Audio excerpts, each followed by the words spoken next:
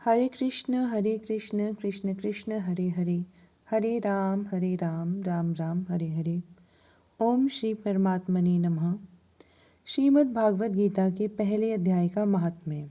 श्री पार्वती जी ने कहा, भगवान आप सब तत्वों के ज्ञाता हैं। आपकी कृपा से मुझे श्री विष्णु संबंधी नाना प्रकार के धर्म सुनने को मिले जो समस्त लोक का उद्धार करने वाले हैं। देवेश, अब मैं गीता का महात्म्य सुनना चाहती हूँ, जिसका श्रवण करने से श्री हरि में भक्ति बढ़ती है। श्री महादेव जी बोले, जिनका श्री विग्रह अलसी के फूल की भांति श्याम वर्ण का है, पक्षीराज गरुड़ ही जिनके वाहन हैं, जो कभी अपनी महिमा से कभी च्युत नहीं होते तथा शेषनाग की शैया पर शयन करते हैं, उन भगवान महाविष्णु की हम उपासना करते हैं।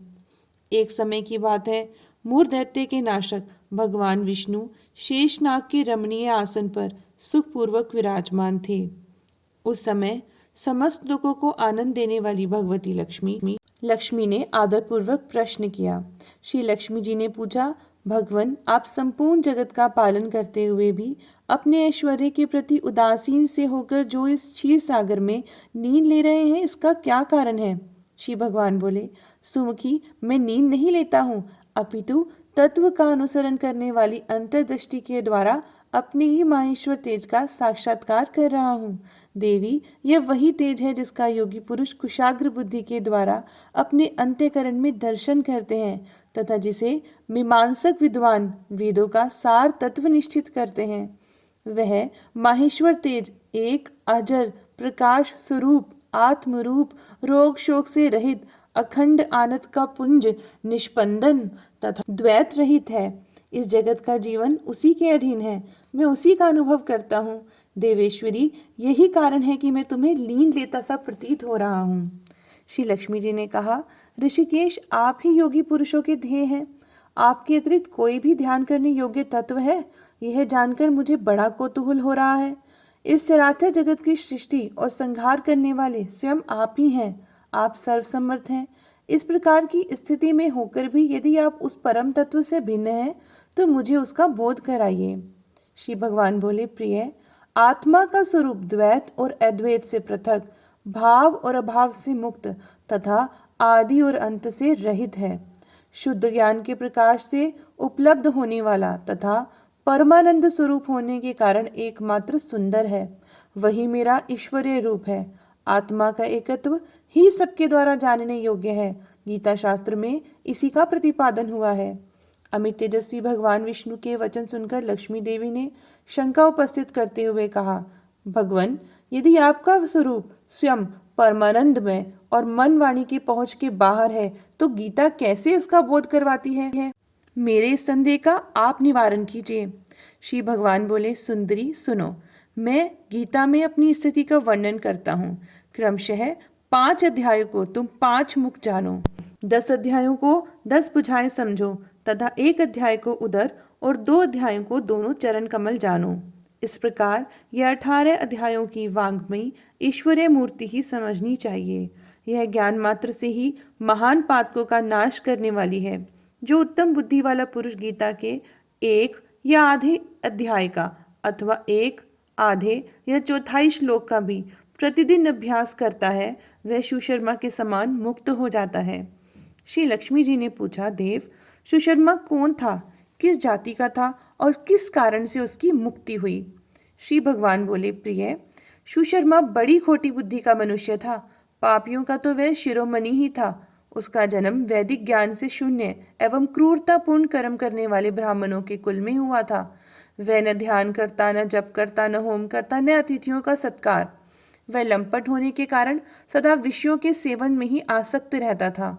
हल जोतता, पत्ते बेचकर जीविका चलाता था और उसे मदिरा पीने का भी व्यसन था तथा वह मांस भी खाया करता था। इस प्रकार उसने अपने जीवन का दीर्घकाल व्यतीत कर दिया। एक दिन मूढ़ बुद्धि सुशर्मा पत्ते लाने के लिए किसी ऋषि की वाटिका में घूम रहा था। इसी बीच में काल रूपधारी काले सांप ने उसे डस लिया। सुशर्मा की मृत्यु हो गई। तदंतर वह अनेक नरकों में जा वहां की यातनाएं भोग कर मृत्युलोक में लौट आया और वहां बोझ ढोने वाला बैल हुआ। उस समय किसी पंगु ने अपने जीवन को आराम से व्यतीत करने के लिए उसे खरीद लिया। बैल ने अपनी पीठ पर पंगु का भार ढोते हुए बड़े कष्ट से 7-8 वर्ष बिताए। एक दिन पंगु ने किसी ऊंचे स्थान पर बहुत देर तक बड़ी तेजी के साथ उस बैल को घुमाया।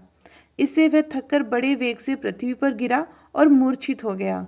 उस समय वहां कौतूहलवश आकृष्ट हो बहुत से लोग एकत्रित हो गए। उस जन समुदाय में से किसी पुण्यात्मा व्यक्ति ने उस बैल का कल्याण करने के लिए उसे अपना पुण्य दान किया। तत्पश्चात कुछ दूसरे लोगों ने भी अपने अपने पुण्य को याद करके उन्हें उसके लिए दान किया। उस समय भीड़ में एक वैश्या भी खड़ी थी। उसे अपने पुण्य का पता नहीं था, तो भी उसने लोगों की देखा देखी उस बैल के लिए कुछ त्याग किया। तदंतर यमराज के दूत उस मरे हुए प्राणी को पहले यमपुरी में ले गए। वहां यह विचार कर कि यह वैश्या के दिए हुए पुण्य से पुण्यवान हो गया है, उसे छोड़ दिया गया। फिर वह भूलोक में आकर उत्तम कुल और शील वाले ब्राह्मणों के घर में उत्पन्न हुआ। उस समय भी उसे अपने पूर्व जन्म की बातों का स्मरण बना रहा। बहुत दिनों के बाद अपने अज्ञान को दूर करने वाले कल्याण तत्व का जिज्ञासु होकर वह उस वैश्या के पास गया और उसके दान की बात बतलाते हुए उसने पूछा, तुमने कौन सा पुण्य दान किया था? वैश्य ने उत्तर दिया, वह पिंजरे में बैठा हुआ तोता प्रतिदिन कुछ पढ़ता है, उससे मेरा अंतःकरण पवित्र हो गया है। उसी का पुण्य मैंने तुम्हारे लिए दान किया था। इसके बाद उन दोनों ने तोते से पूछा। उस समय उस तोते ने अपने पूर्व जन्म का स्मरण करके प्राचीन इतिहास कहना आरंभ किया। शुक बोला, पूर्व जन्म में मैं विद्वान होकर भी विद्वता के अभिमान से मोहित रहता था। मेरा राग द्वेष इतना बढ़ गया था कि मैं गुणवान विद्वानों के प्रति भी ईर्ष्या भाव रखने लगा।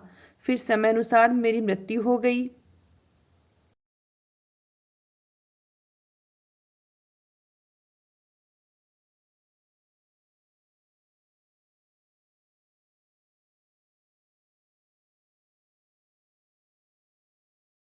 और मैं अनेकों घृणित लोकों में भटकता फिरा। उसके बाद इस लोक में आया। सदगुरु की अत्यंत निंदा करने के कारण तोते के कुल में मेरा जन्म हुआ। पापी होने के कारण छोटी अवस्था में ही मेरा माता पिता से वियोग हो गया। एक दिन मैं ग्रीष्म ऋतु में तपे हुए मार्ग पर पड़ा था। वहां से कुछ श्रेष्ठ मुनि मुझे उठा लाए और महात्माओं के आश्रय में आश्रम के भीतर एक पिंजरे में उन्होंने मुझे डाल दिया। वहीं मुझे पढ़ाया गया।